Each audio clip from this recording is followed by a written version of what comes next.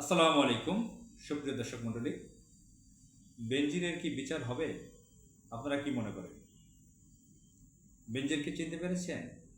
শেখ হাসিনার কুখ্যাত এক ক্যাডার, পুলিশের আইজির চেয়ারে ছিল, র্যাবের ডিজি ছিল, হাজার হাজার মানুষকে মেরে ফেলেছে, হাজার হাজার কোটি টাকা লুটপাট করেছে। পৃথিবীর অন্য কোনো রাষ্ট্রে এই ধরনের দুর্ধর্ষ কোনো সন্ত্রাস কিলার পুলিশের আইজির পদে ছিল এটা আমার জানা নেই ইতিহাসে।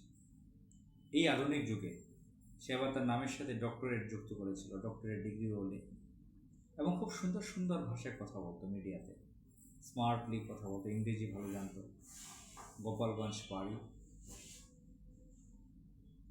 তো এই বেনজির কত মানুষকে মেরে ফেলেছে।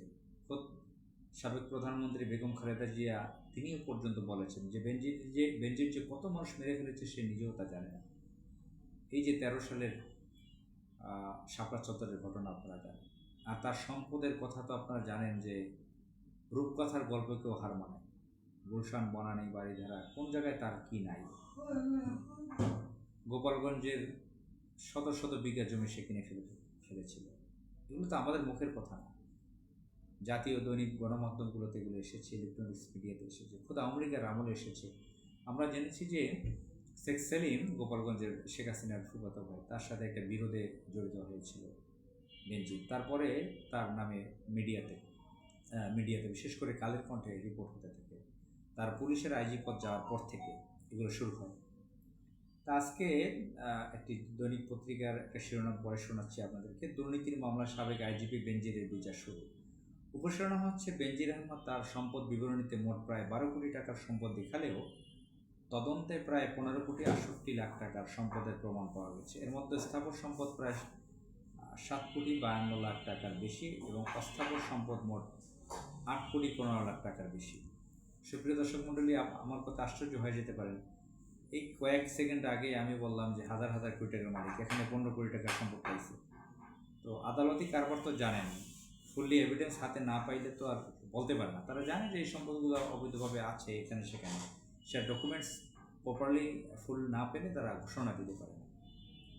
তো আর যারা এগুলো লুটপাট করে সম্পদ করে তারা তো ডকুমেন্টস রাখে না, বিভিন্ন নামে বেনামে এগুলো করে, আত্মীয় স্বজন, বন্ধু বান্ধব, এর সাথেও এটা করতো। যেমন নাজির রহমান মঞ্জু, আনোয়ার মঞ্জুর নামে নাকি সম্পদ টম্পদ করছে, তারা হজম করে খেয়ে ফেলেছে। তো যাই হোক, এখানে কয়েকটা বাক্য আপনাদেরকে পড়ে শোনাচ্ছি। জ্ঞাত আয় বহির্ভূত বিপুল সম্পদ অর্জনের অভিযোগে পুলিশের সাবেক মহাপরিদর্শক আইজিপি বেনজির আহমদের বিরুদ্ধে অভিযোগ গঠন করেছেন আদালত। এর মধ্য দিয়ে এ মামলায় আনুষ্ঠানিক বিচার শুরু হলো। একই সাথে আদালত মামলার সাক্ষ্য গ্রহণের জন্য আগামী 13ই মে দিন ধার্য করেছেন। আর বেশি বলছি না, এ বিষয়ে আর কোনো কথা বলছি না। আপনারা যারা আমার কথা শুনবেন সচেতন হবেন। আপনার আশেপাশে যারা সরকারি কর্মচারী আছে তাদের, আপনাদের আত্মীয় স্বজনের মধ্যে সবার দিকে খেয়াল রাখবেন, কেউ যাতে বা বেপরোয়া না হতে পারে। আমরা একটি স্থিতিশীল দেশ চাই, এরকম জঘন্য ক্যারেক্টারের কোনো আমরা সরকারি কর্মকর্তাদেরকে দেখতে চাই না, যারা দেশকে একটি অন্ধকার আইএমএ জাহিলিয়াত তৈরি করে ফেলে। আসসালামু আলাইকুম।